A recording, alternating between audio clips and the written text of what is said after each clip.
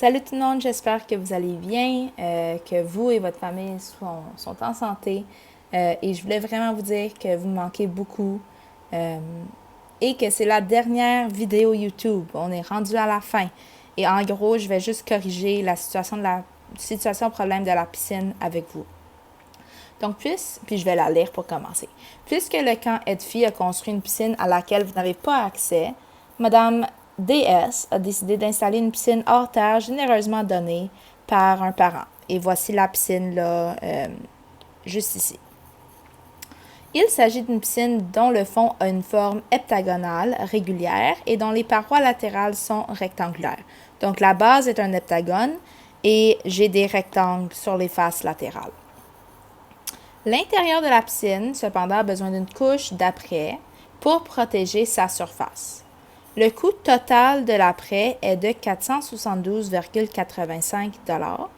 Et sachant que ce coût inclut des taxes de 15,98 % et que le coût de la peinture avant les taxes était de 15 $ par mètre carré, calculez la mesure manquante qui est cette mesure-là.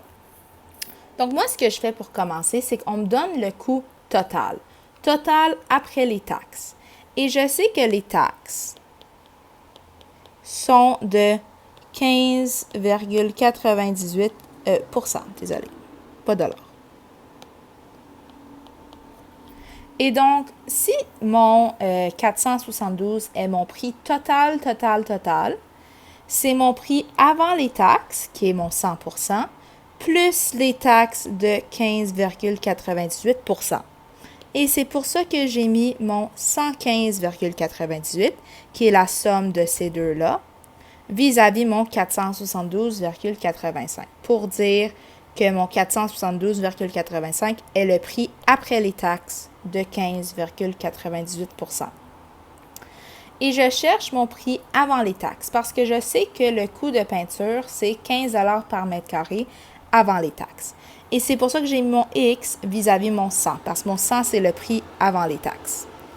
Et j'ai fait le produit croisé, une proportion, pour déterminer la valeur de mon X. Et je vous rappelle, le produit des extrêmes est égal au produit des moyens. Donc, si je fais 100 fois 472,85, c'est égal à 115,98 fois X. 472,85 fois 100, c'est 47 285. Et 115,98 fois X, ben c'est juste 115,98 X. Je divise par 115,98 des deux côtés pour obtenir que mon prix initial est de 407,70 $ environ. Et si je sais que c'est 15 $ pour 1 mètre carré, ben ça me serait utile de savoir si l'aire de la piscine ici totale, ou de la surface à couvrir, était de combien. Donc si je sais que c'est 15 $ pour 1 mètre carré et j'ai payé 407 environ dollars, ben j'ai combien de mètres carrés. Donc encore une fois, c'est une proportion. C'est la même démarche que tantôt. C'est vraiment juste le produit des extrêmes est égal au produit moyen des moyens, donc le produit croisé. Et ça me donne que j'ai une aire totale à peinturer de 27,18 mètres carrés. Et donc, je sais que quand je vais peinturer ou quand je vais mettre de l'après, c'est vraiment, je mets de l'après sur le bas de la piscine, la base, donc un heptagone. Et je mets aussi de l'après sur les 7 rectangles. Donc, ce que j'ai fait, c'est que j'ai fait un petit dessin. Et que si je fais l'aire de l'heptagone plus l'aire des 7 rectangles, ça doit me donner ma surface totale de 27,18 mètres carrés. Donc, mon heptagone, je vous rappelle, j'ai juste mis les informations que je connaissais. Donc, je connais que l'apothème de l'heptagone, c'est 2,1 mètres. Je ne connais pas la mesure du côté, c'est ça que je cherche. Et donc, j'ai commencé avec ma formule. La formule d'aire d'un heptagone, c'est Cantu. Donc, j'ai remplacé. Mon C, je ne le connais pas. Mon apothème, c'est 2,1. Et le N, c'est le nombre de côtés qui est de 7. Donc ici, j'ai vraiment juste fait 2,1 fois 7, qui me donne 14,7. Et j'ai divisé par 2 et ça me donne 7,35x. Donc l'aire de cet heptagone-là est de 7,35x. Pour le rectangle, j'ai dessiné mon rectangle. Je ne connais pas la base, je connais sa hauteur. Et donc, son aire est de 0,9x. Mais comme c'est écrit en haut, je sais que si je prends l'aire de l'heptagone plus l'aire des 7 rectangles ensemble, ça doit me donner ma surface totale que j'avais en haut de 27,18. Et donc, j'ai mon aire de l'heptagone ici. J'ai l'aire d'un rectangle fois 7 et ça me donne 6,3x. Je vois que 7,35 et 6,3, ce sont des termes semblables, donc je peux les additionner ensemble.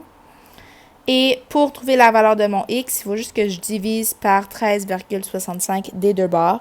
Et ça me donne que c'est une mesure d'environ 1,99 mètres. Et si je veux, je peux retourner dans mon dessin, remplacer le point d'interrogation par 1,99 mètres et faire le problème à l'envers. Donc, trouver l'aire qui va être peinturé, multiplier ça par 15 $ par mètre carré et mettre les taxes et voir si ça me donne bel et bien 472,85. Vous pouvez faire ça si vous voulez, c'est pas obligatoire, c'est juste une façon de vous vérifier. Donc, c'est tout pour ça tout le monde. Je vous souhaite une bonne journée et en fait, comme j'ai dit tantôt, c'est la dernière vidéo YouTube. Donc, je vous souhaite un bel été. Reposez-vous. Bonne journée.